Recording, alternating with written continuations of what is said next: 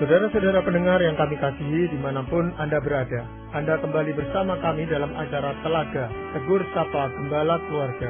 Saya Gunawan Santoso dari Lembaga Bina Keluarga Kristen, dan kali ini saya bersama Ibu Dincie Laluyan. Kami akan berbincang-bincang dengan Bapak Pendeta Dr. Paul Gunadi. Beliau adalah seorang pakar dalam bidang konseling, serta dosen di Seminari Alkitab Asia Tenggara, Malang. Perbincangan kami kali ini tentang mengendalikan emosi. Kami percaya acara ini pasti bermanfaat bagi kita sekalian, dan dari studio kami mengucapkan selamat mengikuti. Pak Paul, saya ingin tanya, mengapa wanita harus mengendalikan emosinya? Nah, ini pertanyaan yang bagus, Ibu Dince. Sebab ya, kita harus mengakui ya, meskipun nggak semua ya, tapi saya kira kebanyakan wanita ya mengalami kesulitan ya untuk mengendalikan emosi sewaktu emosinya itu sedang berkobar. Itu sebabnya dalam misalnya konflik rumah tangga, kalau wanita itu sedang beremosi, nah udah dah, dia nggak bisa ya mengendalikan dengan mudah, sehingga akhirnya keluar terus kemarahannya, dan mangang bisa berlangsung, bisa berjam-jam, bisa berhari-hari juga. Nah inilah sebabnya ya saya kira perempuan perlulah mengendalikan emosinya. Sama seperti pria harus mengendalikan pikirannya rupanya, Pak. Betul sekali ya, pria mesti ya mengendalikan pikiran supaya jangan sampai juga pikiran itu berkembang sedemikian rupa dan dia mempunyai sikap kasar kepada istrinya. Jadi ya kita mestilah masing-masing belajar ya untuk mengendalikan diri kita. Tapi kadang-kadang memang sikap dari seorang istri atau wanita itu seringkali membuat kaum pria ini merasa heran atau kaget atau kagum dan sebagainya itu, Pak. Gini ya Pak Gunawan ya, kadang-kadang tuh suami itu melihat ya istrinya kok begitu cepat ya mengeluarkan emosi ya. Nah itu sudah tentu tuh mengejutkan, menakutkan juga lah buat suami ya. Sudah tentu saya kira ya suami itu nggak keberatan lah istrinya itu memberikan reaksi spontan ya. Tapi kalau yang positif ya, kalau yang spontannya itu tuh negatif, biasanya ya suami menjadi takut, menjadi defensif. Nah yang biasanya dilakukan pria adalah menjauh dah, atau berusaha meredam istrinya supaya jangan sampai beremosi seperti itu. Jadi ya kita mau belajar ya, kita semua nggak sempurna, jadi kita mau belajar bagaimana mengendalikan emosi kita dengan lebih baik. Yang seringkali muncul adalah emosi-emosi kemarahan, kesedihan yang berlebihan, ketakutan, kekhawatiran seperti itu, Pak. Betul sekali. Biasanya emosi yang mendominasi kita adalah 4 yang tadi Pak Gunawan sudah sebut itu. Iya. Apakah ada langkah-langkah yang Pak Paul ingin usulkan? Bagaimana caranya seorang wanita itu bisa mengendalikan emosinya, Pak? Yang pertama adalah ini Pak Gunawan. Kuncinya adalah dalam pengendalian emosi ialah pengendalian pikiran. Maksudnya begini nih. Salah satu penyebab mengapa emosi mudah keluar tak terkendali adalah dikarenakan berkembangnya pemikiran secara ekstrim. Maksudnya begini, istri misalnya ya, melihat suami itu berbicara secara akrab dengan seorang wanita. Nah, begitu melihat, istri tanpa sadar dan dengan cepat membayangkan skenario terburuk, yaitu si suami itu sebetulnya tuh menyukai perempuan tersebut.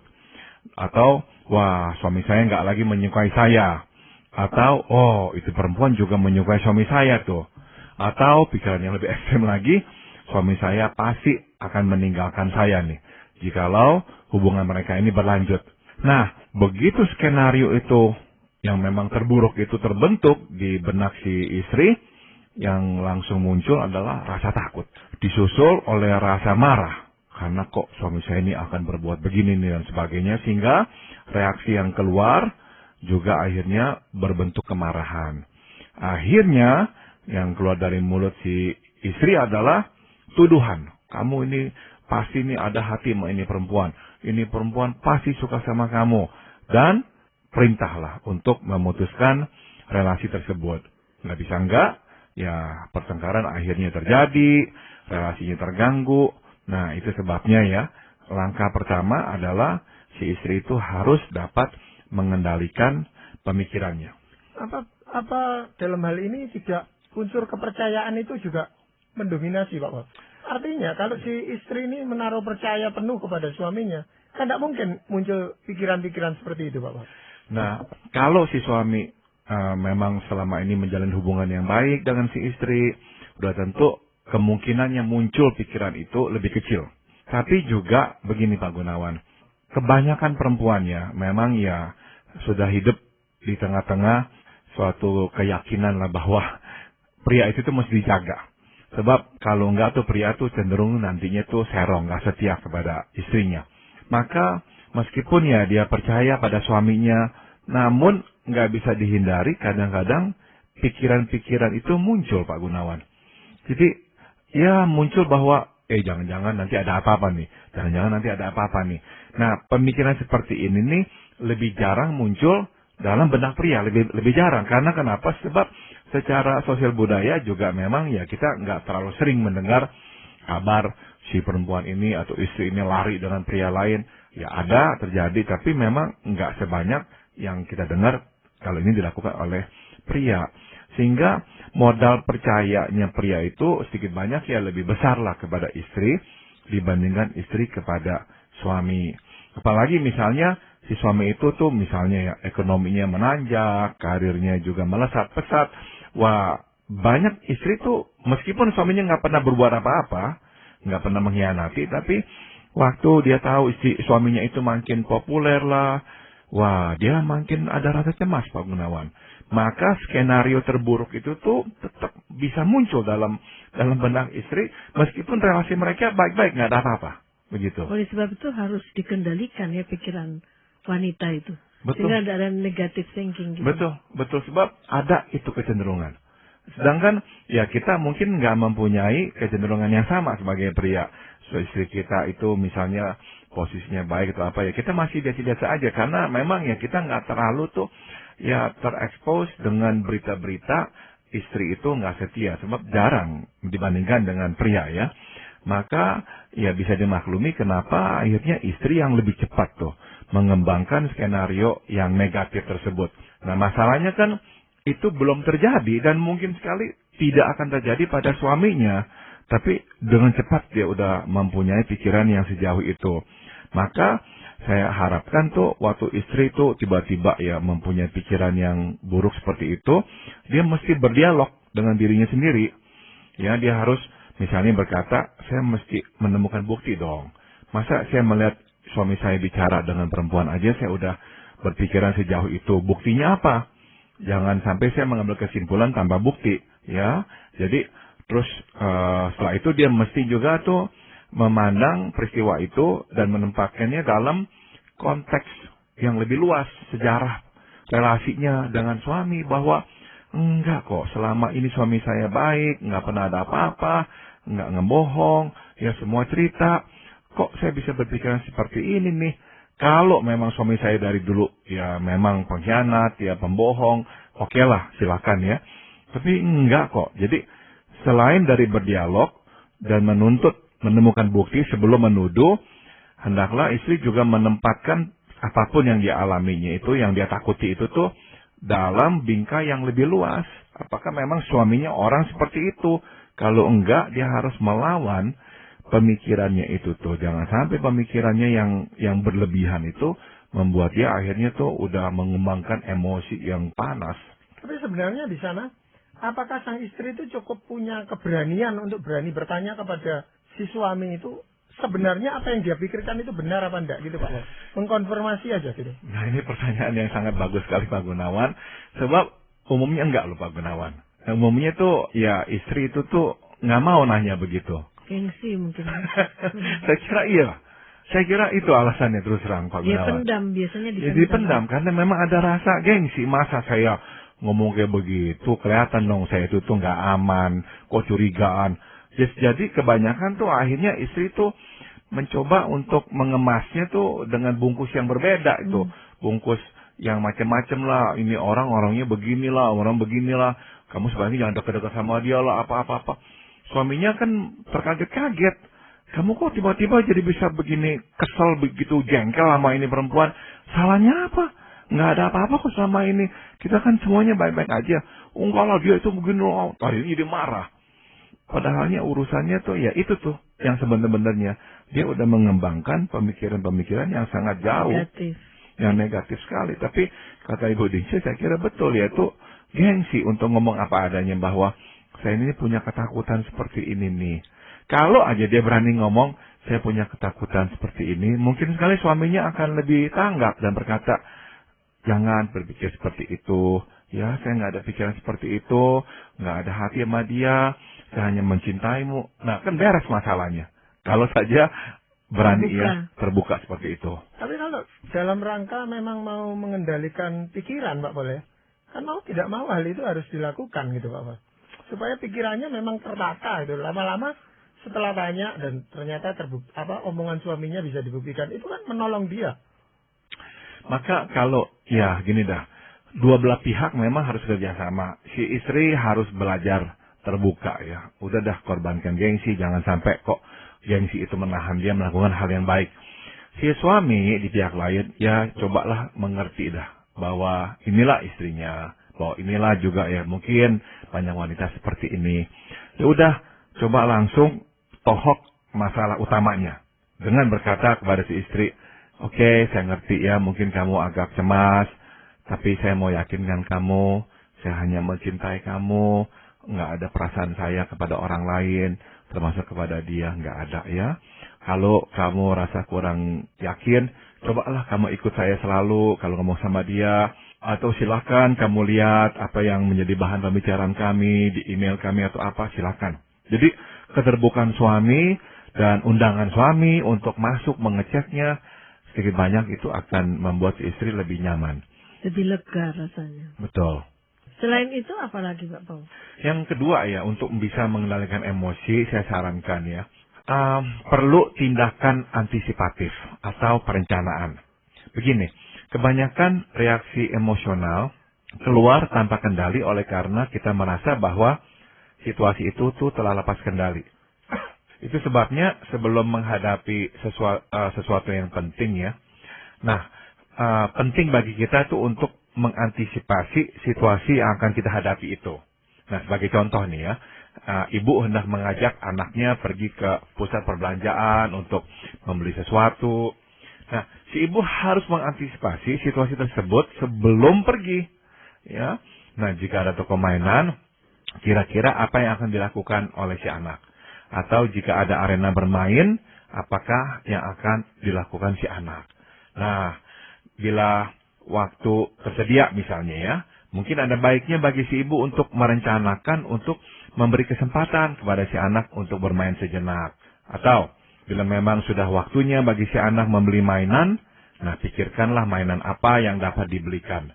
Nah, semua perencanaan ini akan memudahkan si ibu bereaksi ketika si anak meminta dibelikan mainan atau mau bermain di arena permainan itu. Nah, sebaliknya ya, kalau si ibu tidak mengantisipasi semua ini, mudah sekali baginya tuh marah waktu si anak minta beli mainan, mau main di sini, di situ, ibunya udah kalap, aduh saya udah sibuk, kamu kok minta ini apa, marah. Jadi penting sebelum pergi sedapatnya tuh istri atau ibu merencanakan di sana tuh ngapain. Nah, makin jauh dan matang perencanaan, makin mudah dia mengendalikan emosinya. Sebab waktu anak meminta inilah atau apa, dia udah siap menghadapinya. Juga bersama suami ya. Ya, dalam sama. merencanakan kebutuhan rumah tangga, kadang-kadang ya, seorang wanita lebih boros. Itu. Sama. Jadi memang perlu perencanaan juga dalam relasi dengan suami, betul ya? Tapi sebenarnya ketika ibu ini mengajak anaknya ke pusat pembelanjaan dan sebagainya, kan dia sudah tahu apa yang akan terjadi kira-kira di sana. Nah, ini dia Pak Gunawan, karena memang ya kita ini nggak selalu tuh meskipun tahu merencanakan apa yang akan kita lakukan, jadi akhirnya terjadi begitu. Seharusnya ya udah tahu, mungkin harus dipikirkan, saya akan belikan dia mainan apa tidak. Jangan baru putuskan sesudah di depan toko mainan, nanti ribut sama si anak. Jadi sebelumnya udah pikirkan dulu, kalau kita nggak mau dia beli mainan, sebab baru dibelikan mainan, kita katakan kepada si anak, nanti kamu akan melewati toko mainan itu, tapi enggak ya, kita nggak masuk ke sana. Karena kamu kan baru saja dapat mainan ini nih. Jadi enggak dulu sekarang. Lain kali ya baru kita beli mainan. Sekarang enggak ya, kamu janji, kamu lewati itu, dan kamu enggak akan merengek-rengek ya minta masuk. Kamu janji, nah kalau si anak berkata iya, nah begitu anak itu nanti ikut, di depan mall, ingetin lagi, kamu janji ya, jangan merengek-rengek. Nah, ingetin begitu 2-3 kali si anak ingat, waktu melewati toko, kecil kemungkinannya dia merengek. Kalau dia merengek juga, si ibu ingatkan lagi. Nah, dengan cara ini nih, si ibu juga udah lebih siap menghadapi si anak yang merengek-rengek. Kalau enggak, nanti di toko barulah dia bereaksi, barulah nanti yang keluar kepanikan dan kemarahannya. Itu kalau hubungan antara orang tua dengan anak, Pak Paul. Kalau suami istri, kalau kita sudah beritahukan gitu dulu, sebagai suami kepada istri, kita cuma jalan-jalan tok, cuma jalan-jalan aja di mall ini. Jangan masuk-masuk ke toko, dia enggak jadi pergi, Pak Paul. Itu tergantung saya, nanti kalau senang saya masuk ke toko itu. Nah, lalu kalau kita bilang, oh tadi kan sudah janji, cuma jalan-jalan aja. Kan bisa rusak hubungan itu. Nah, makanya kalau dalam kasus dengan suami istri begini Pak Gunawan. Sudah tentu tuh ya si istri misalkan nih ya mau pergi, dia juga harus memang ya dalam hati udah siapkan hati, rencanakan apakah dia akan beli atau tidak. Mungkin ya ada baiknya ya dia ngomong sama suaminya sehingga suami juga tahu, sehingga tahu apa yang diharapkan. Sebab kalau enggak, misalnya ini yang terjadi nih ya. Si istri itu tuh pergi ke mall dengan suaminya di tengah jalan, di dalam pusat perbelanjaan itu dia melihat toko yang dia suka, dia masuk, dia bilang sama suaminya, tunggu ya. Suaminya tunggu berjam-jam, dia masuk nggak keluar-keluar. Nah, suaminya akhirnya marah, kesel. Begitu dia keluar, suaminya berkata, kamu kok lama bener gini. Nah, istrinya jadi emosi juga. Kok kamu kok nggak mau tungguin saya gini. Nah, sekali lagi, perencanaan ini penting nih. Jadi mungkin istrinya berkata, oke, saya mau masuk ke dalam, kamu mau tunggu berapa lama, misalnya mau setengah jam, apa mau tunggu di sana, nanti saya balik lagi ke sana. Jadi perencanaan, sehingga istri juga dapat ya mengendalikan reaksi emosinya. Sebab kalau enggak, dia begitu keluar dari toko, suaminya cemberut atau apa, dia mungkin marah, dia nggak senang sekali, jadi akhirnya terjadi pertengkaran. Nah, di dalam hal perencanaan, memang mungkin si suami lebih senang diajak berencana gitu, tetapi si istri belum tentu senang dibuat perencanaan seperti itu, Pak. Ini sesuatu yang memang enggak otomatis ya Pak Gunawan, saya akui harus belajar ya. Harus belajar, betul. Tapi ini nih yang bukankah kita akui, ini yang menjadi seringkali ini penyebab munculnya tuh ledakan emosi. Karena memang enggak dipikirkan, enggak direncanakan dulu kira-kira apa yang akan terjadi. Makanya pas terjadi, enggak siap, langsung emosi keluar gitu. Maka ya meskipun enggak otomatis, tapi saya kira perlulah wanita juga belajar ya menguasainya. Memang kadang-kadang ledakan emosi itu kan muncul karena suatu peristiwa yang di luar dugaan. Seperti tadi yang Bapak contohkan. Kita di mall atau di jalan di mana ketemu dengan teman lama kita, lalu kita begitu akrab, nah si istri ini bisa berpikir yang bukan-bukan, Bapak. Iya. Jadi ya memang nggak bisa kita itu tuh memastikan semua, merencanakan semua, nggak bisa. Tapi yang bisa silakanlah kita mulai biasakan diri untuk pikirkan, sehingga kita nggak langsung hanya bereaksi pada saatnya gitu, sehingga nggak siap ya masalah akhirnya muncul. Selain perencanaan, apalagi Pak Pong? Yang berikut adalah ini Bu Dinca, istri perlu menunjukkan sikap sedia untuk dikoreksi atau berubah. Ya, mungkin ya istri masih perlu waktu yang lama untuk berubah. Mungkin ia tumbuh besar dalam keluarga yang kerap konflik atau lingkungannya keras sehingga emosinya mudah tersulut dan lidah sukar terkendali ya. Nah, jika itu situasinya ya, itu latar belakangnya.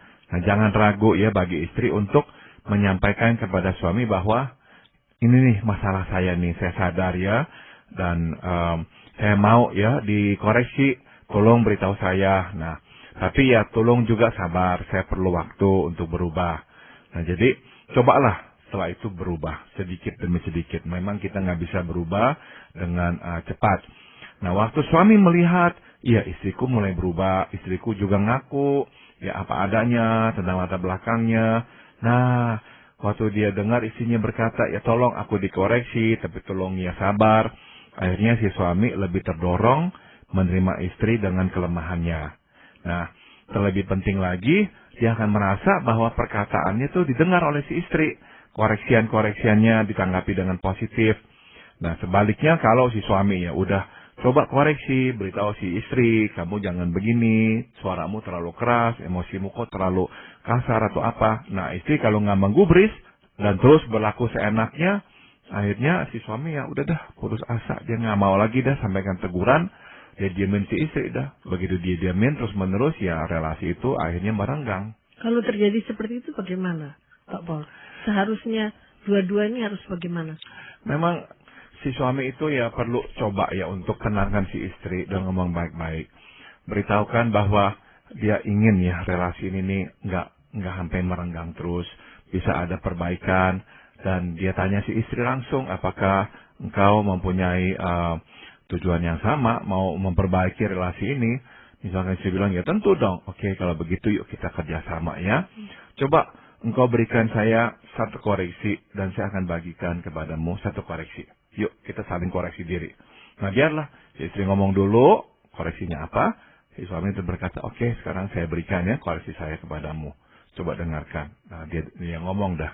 Nah mudah-mudahan dengan cara begitu tuh si istri lebih bisa mendengarkan koreksi dari si suami. Jadi beri kesempatan kepada si istri untuk menyampaikan koreksiannya kepada si suami terlebih dahulu. Baru si suami menyampaikannya kepada si istri juga.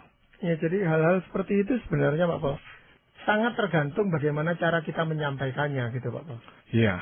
Inti dari permasalahannya sebenarnya tidak terlalu serius, tetapi kalau sudah disampaikan dengan cara yang tidak tepat, nah ini seringkali baik bagi suami maupun istri menimbulkan pertengkaran gitu Pak. Memang cara itu sangat penting sekali Pak Gunawan ya. Jadi kita selalu harus usahakan cara yang paling tepat ya Pak, cara yang paling pas. Namun ya saya juga nggak mau naif, saya mau mengakui bahwa ada kalanya meskipun cara kita itu tuh udah benar, tetap nggak membuahkan hasil. Karena apa? Sebagai contoh, ada faktor latar belakang. Kadang-kadang itu yang terjadi Pak Gunawan. Ya maksudnya begini nih, kalau kita itu dari latar belakang keluarga yang memang nggak baik ya, kita itu tuh akhirnya harus tanggung beban keluarga karena orang tua bermasalah, kakak adik bermasalah, aduh. Jadi setiap kali kita ngomong sama orang tua dengerinnya masalah. Udah menikah pun tetap dengerin masalah dari orang tua, dari adik kakak. Sehingga pikiran kita tuh selalu tuh dibebani oleh masalah keluarga ya. Nah, kita mungkin sekali menjadi orang yang enggak siap mendengarkan koreksian. Begitu. Karena udah terlalu capek, pusing. Jadi waktu kita tuh harus mendengar lagi tuh masukan, kita anggapnya itu tuntutan. Sebab ya kita udah capek dituntut oleh orang tua, oleh kakak adik yang bermasalah. Jadi nggak bisa lagi dengar sedikit pun ya tuntutan dari siapapun gitu. Termasuk dari suami kita. Akhirnya waktu kita dengar tuntutan kayak begitu, koreksi kayak begitu, maunya bawaannya marah aja tuh. Memang kalau begitu kasusnya suami memang harus berkata dengan jelas ya bahwa saya lihat kamu ini terlalu capek. Kamu itu terlalu memikirkan keluargamu, ya saya ngerti ini nggak mudah ya. Tapi tolong kamu perhatikan juga pernikahan kita ya. Saya ini nggak bisa terus menerus nih diperlakukan seperti ini oleh kamu. Saya manusia juga. Jadi saya nggak mau tambahkan beban, tapi tolong dengarkan saya juga. Jadi memang suaminya harus berkata dengan lebih tegas seperti itu. Selain hal itu, apa lagi Pak Paul? Nah yang terakhir adalah ini Bu Dinca. Sebelum mengeluarkan perkataan apapun ya, sedapatnya pikirkan dampaknya, panjang atau pendek. Nah, jadi perempuan ya perlu ya selalu pikir nih dampak perkataannya nih ya. Dan juga tujuannya tuh. Kenapa kok saya mau mengatakannya? Jadi jangan mengeluarkan perkataan hanya untuk memuaskan hasrat di hati. Nah, ada kalanya ini yang dilakukan oleh istri ya, mengeluarkan perkataan yang melukai hati suami sehingga akhirnya suami tawar hati. Atau ya, memarahi anak sampai-sampai anak memendam luka di usia dewasa. Jadi memang perlu tuh istri atau ya ibu betul memikirkan dampak perkataannya tuh. Kadang-kadang memang terlalu cepat keluar, nggak pikir dampaknya itu bisa sangat menusuk hati dan berdampak panjang. Yang seringkali terjadi justru penyesalan setelah perkataan itu keluar gitu Pak. Ya, seringkali itu yang terjadi Pak Gunawan ya. Tapi ya ada juga yang nggak menyadarinya, terus aja begitu. Ya makanya tadi saya sudah singgung penting ya, perlu dengar ya, bersedia dengar koreksi dari pasangan juga. Ya, jadi hal-hal yang perlu dipikirkan sebelum perkataan itu keluar dan berdampak buruk itu apa aja Pak? Misalnya nih ya, kita ini tempatkan diri deh ya, kalau saya yang mendengarkan perkataan ini, apa reaksi saya ya? Apa perasaan saya ya? Apakah saya akan merasa terhina apa enggak ya? Atau ya, kita juga tanyalah apakah ini perkataan nih tujuannya ini akhirnya menyelesaikan masalah atau tidak, atau mengumbar perasaan aja. Jadi jangan sampai itu tujuannya hanyalah mau mengumbar perasaan, jangan. Kita keluarkan isi hati kita supaya bisa menyelesaikan masalah, sehingga masalah ini tidak harus terulang lagi. Tapi hal seperti itu kan bukan hanya harus dipelajari oleh istri, tetapi juga oleh suami gitu Pak. Tepat sekali ya. Memang ini dua belah pihak harus melakukannya. Kebetulan saja tadi kita memang lagi fokuskan pada masalah emosi pada wanita, namun ya tetap ini berlaku untuk kedua-duanya. Ya, dan dalam hal ini Pak Paul, apakah ada ayat firman Tuhan yang ingin Pak Paul sampaikan? Firman Tuhan berkata, ya jawaban yang lemah lembut meredakan kegeraman, tapi perkataan yang pedas membangkitkan marah. Ini Amsal 15 ayat 1, indah sekali ya. Jadi jawaban lemah lembut meredakan kegeraman, tapi perkataan yang pedas membangkitkan amarah. Nah, kita nggak mau ya membangkitkan amarah, kita mau meredakan kegeraman. Dan juga kita mau menggunakan kata-kata yang membangun, bukan menghancurkan jiwa orang lain. Jadi hendaklah kita belajar ya sedapat mungkin mengendalikan emosi kita, sebab emosi itu seperti api, akan menyambar dan membakar jiwa orang lain. Tetapi ada sebagian orang itu kalau marah lalu tidak ditanggapi atau ditanggapi dengan lemah lembut, seolah-olah itu menghina yang marah ini gitu Pak. Sehingga kemarahannya lebih memuncak lagi. Bisa terjadi seperti itu Pak. Bisa aja sebab dia merasa kok dia nggak diperhatikan atau apa. Makanya yang berkata lemah lembut itu tetap ya harus memberikan perhatian penuh, melihatnya, memberikan benar-benar ya suatu kepastian bahwa saya mendengarkan engkau. Misalnya dengan mengulang perkataannya, ini kan yang kau maksud, apakah ini yang kau katakan? Jadi dia tahulah benar-benar dia sedang didengarkan. Nah, saya kira kalau dengan cara-cara seperti itu, akhirnya yang sedang marah itu juga bisa reda. Jadi bukan diabaikan, tetap didengarkan, cuman caranya yang dengan lemah lembut gitu Pak ya. Betul sekali. Ya, terima kasih Pak Paul untuk perbincangan ini, dan para pendengar sekalian, kami mengucapkan banyak terima kasih Anda telah mengikuti perbincangan kami dengan Bapak Pendeta Dr. Paul Gunadi dalam acara Telaga, Tegur Sapa Gembala Keluarga. Kami baru saja berbincang-bincang tentang mengendalikan emosi. Bagi Anda yang berminat untuk mengetahui lebih lanjut mengenai acara ini, silakan menghubungi kami lewat surat. Alamatkan surat Anda ke Lembaga Bina Keluarga Kristen atau LBKK, Jalan Cimanuk 56, Malang. Anda juga dapat menggunakan email dengan alamat telaga@telaga.org. Kami juga mengundang Anda mengunjungi situs kami di www.telaga.org. Saran-saran, pertanyaan, serta tanggapan Anda sangat kami nantikan. Akhirnya dari studio kami mengucapkan terima kasih atas perhatian Anda, dan sampai jumpa pada acara Telaga yang akan datang.